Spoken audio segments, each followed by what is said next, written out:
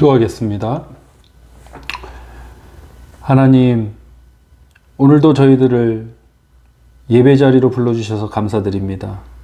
하나님의 은혜로운 말씀으로 우리의 심령을 적셔주시고 성령님의 인도하심으로 광야와 같은 이 모든 환경들 속에서 믿음의 사람으로 나가게 하여 주옵소서. 온전히 주님만을 의지하길 간절히 소망하고, 특별히 우리 아픈 지체들, 아픈 교우들을 주님께서 보호하여 주시고 치료하여 주실 줄 믿사오며 예수 그리스도의 이름으로 기도드리옵나이다. 아멘. 하나님 말씀 보겠습니다. 구약 성경 잠언 12장 13절로 16절입니다. 함께 합독하도록 하겠습니다. 악인은 입술의 허물로 말미암아 그물에 걸려도 의인은 환난에서 벗어나느니라. 사람은 입의 열매로 말미암아 복록에 족하며 그 손이 행하는 대로 자기가 받느니라.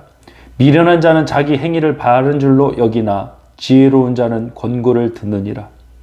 미련한 자는 당장 분노를 나타내거니와 슬기로운 자는 수욕을 참느니라. 아멘. 잠언 12장 13절로 16절을 본문으로 내가 옳았다면 화낼 이유가 없고 내가 틀렸다면 화낼 자격이 없다.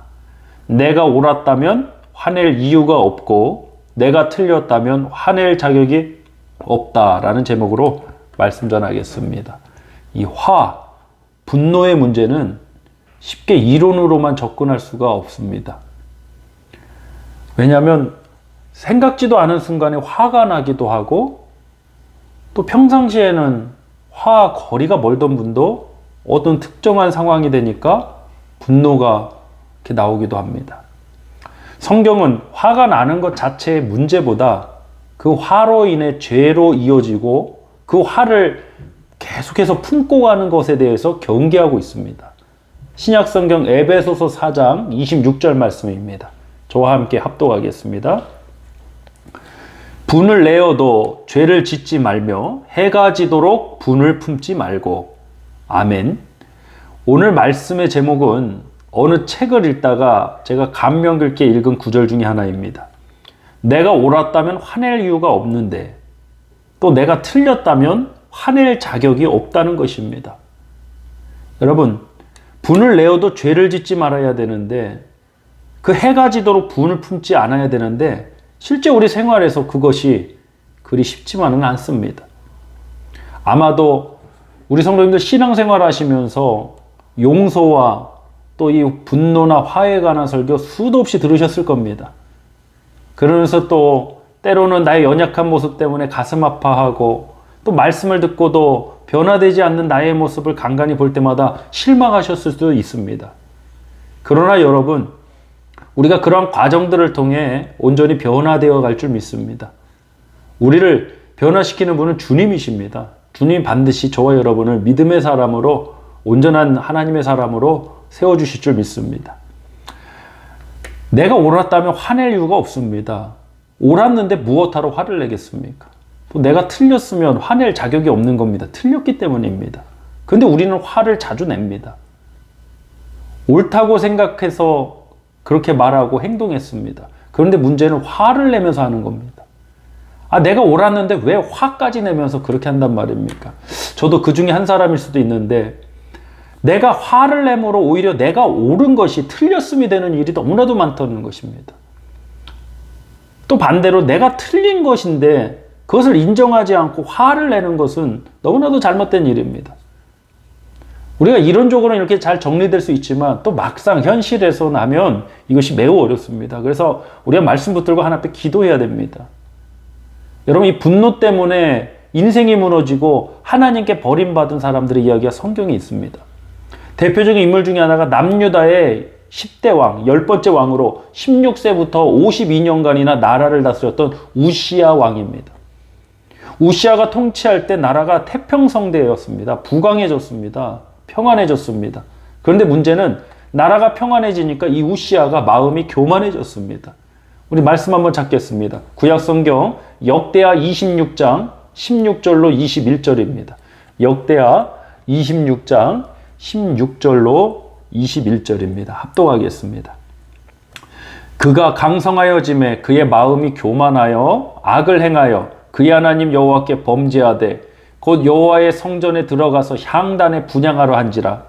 제사장 아사랴가 여호와의 용맹한 제사장 80명을 데리고 그의 뒤를 따라 들어가서 우시야 왕 곁에 서서 그에게 이르되 우시야여, 여호와께 분향하는 일은 왕이 할 바가 아니오 오직 분향하기 위하여 구별함을 받은 아론의 자손 제사장들이 할 바니 성소에서 나가소서. 왕이 범죄하였으니 하나님 여호와에게서 영광을 얻지 못하리이다.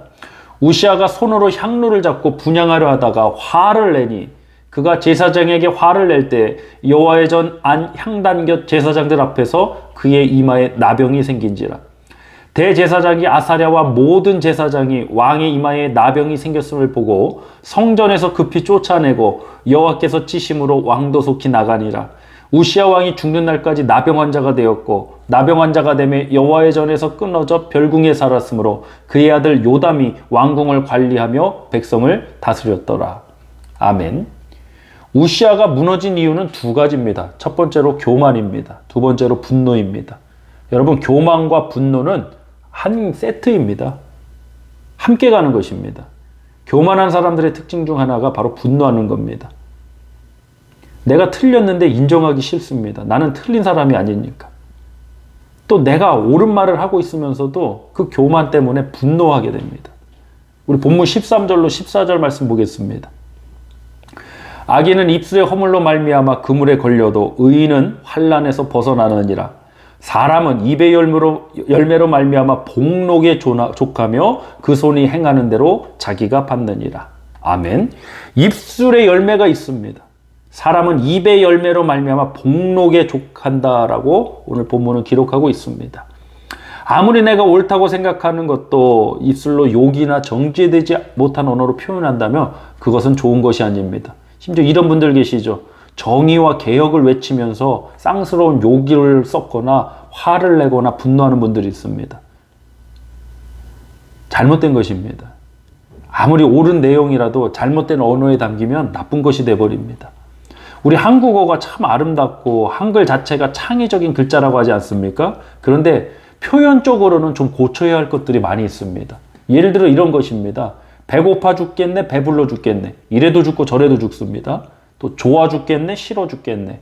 심지어는 행복해 죽겠네.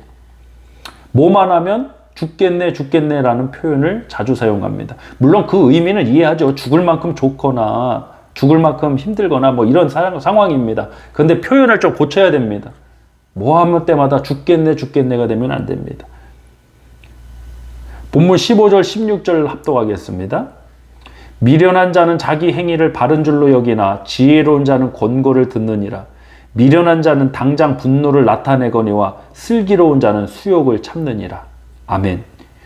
미련한 사람은 자기 하는 것만이 옳기 때문에 권고를 듣지 않습니다. 지혜가 무엇인지 아십니까? 권고를 들을 줄 아는 것입니다.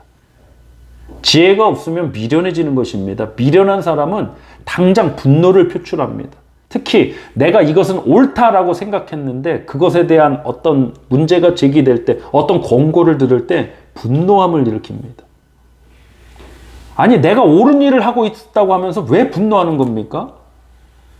내가 교회를 위해 옳은 일을 하고 있습니다 라고 말하면서 도대체 화를 내면서 이야기하고 분노하는 이유가 도대체 무엇입니까? 또 내가 틀린 일을 하고 있는데 분노할 자격은 어디에 있습니까?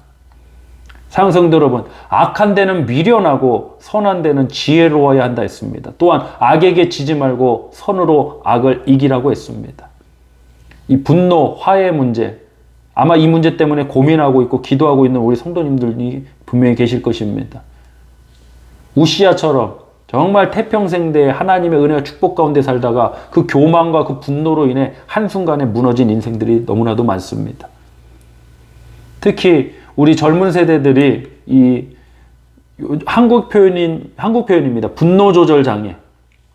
분노 조절 장애라는 용어가 굉장히 많아졌습니다. 이 분노를 어떻게 조절을 못하는 겁니다. 그걸 장애입니다. 근데 저는 분노 조절 장애라는 용어가 조금 잘못됐다고 생각합니다. 분노를 어떻게 조절합니까? 무슨 스위치도 아니고. 분노 해소 장애라고 생각합니다. 분노 해소 장애. 분노를 해소하는 방법이 잘못된 거죠. 어떤 폭력적으로 분노를 표출한다거나 험한 욕을 한다거나 그런 식으로 분노 해소를 잘못하는 거죠. 사랑하는 성도 여러분, 분노하는 일이 없을 수 없습니다. 화가 나는 일이 없을 수가 없습니다. 그러나 그것을 어떻게 처리할 것인가는 너무나도 중요한 문제입니다. 분노와 화에 사로잡히지 않고 하나님의 말씀과 또 하나님 맡기심에 기도에 사로잡히는 저와 여러분이 되길 간절히 소망합니다. 이 답답한 상황이 계속 지속되다 보니까 사회 곳곳에서 분노하는 일들이 참 많은 것 같습니다. 이럴 때일수록 우리 사랑하는 하나님 백성들이 이 분노라는 문제 앞에 더욱더 하나님의 은혜 가운데 잘 승리하시고, 오늘 설교 제목처럼 내가 옳았다면 화낼 이유가 필요가 없고 내가 틀렸다면 화낼 자격이 없다라는 사실 잊지 마시고 항상 하나님 은혜 가운데 승리하시기만을 기도하겠습니다. 우리 이 시간 함께 합심하여 기도하겠습니다. 하나님, 내가 분노하는 그 일 하나님께 지금 맡기지 못해서 내가 분노하고 있는 것은 아닌지요. 하나님, 정말 하나님의 은혜와 역사심을 믿기 때문에 온전히 맡기길 원합니다. 분노하기보다는, 그 분노와 그 화에 사로잡히기보다는, 악을 악으로 욕을 욕으로 갚으려 하기보다는 하나님께 맡길 수 있는 믿음의 사람이 되게 우리를 도와달라고 함께 이 시간 기도하겠습니다. 다 함께 기도하겠습니다. 할렐루야. 하나님 아버지 감사드립니다. 하나님, 분노할 수밖에 없는 여러 상황들이 분명히 있습니다. 하나님 아버지, 그 가운데 우리들을 긍휼히 여겨주시고 이 분노에 사로잡히는 자가 되지 않게 주옵소서. 하나님 말씀으로, 성령의 능력과 역사심으로 우리 사랑하는 성도님들 승리케 하여 주시옵소서. 특별히 하나님, 이 코로나 바이러스 사태 이후에 사회 곳곳에 많은 분노와 부딪힘들이 있습니다. 아버지, 이런 세상에 아버지 하나님 은혜의 복음을 증거하고 용서와 화평과 사랑과 공의와 정의를 하나님 은혜 가운데 또한 증거하고 실천할 수 있는 우리 교회가 되게 하여 주시옵소서. 무엇보다도 하나님, 우리가 분노의 문제가 닥쳐왔을 때, 화를 낼 수밖에 없는 그런 화가 나는 상황이 닥쳐왔을 때 이 문제를 하나님 앞에 내어놓고 맡길 수 있는 믿음의 사람으로 우리들을 변화시켜 주시고 연단하여 주시옵소서. 하나님 아버지, 분노에서 해결될 문제라면, 화내서 욕을 해서 해결될 문제라면 얼마든지 해결됐으리라고 우리는 나눴습니다. 아버지, 내가 옳은 일을 하고 있는데 분노할 필요가 없습니다. 또 내가 틀린 것을 했다면 분노할 자격이 없다 했습니다. 하나님 앞에, 이 모든 것을 심판하시는 하나님 앞에 우리가 맡겨놓고 기도하며 나가는 우리 사랑하는 성도님들 되도록 축복하여 주시옵소서. 아버지, 특별히 아픈 교우들 있습니다. 아픈 지체들 있습니다. 저들을 긍휼히 여겨주시고 하나님 은혜와 치료하신 가운데 하나님 승리하게 하여 주시옵소서. 하나님의 역사신 가운데 주님의 살아계심을 삶을 통해 증거하게 간절히 소망하며 우리 주 예수 그리스도의 이름으로 축복하며 기도하옵나이다. 아멘.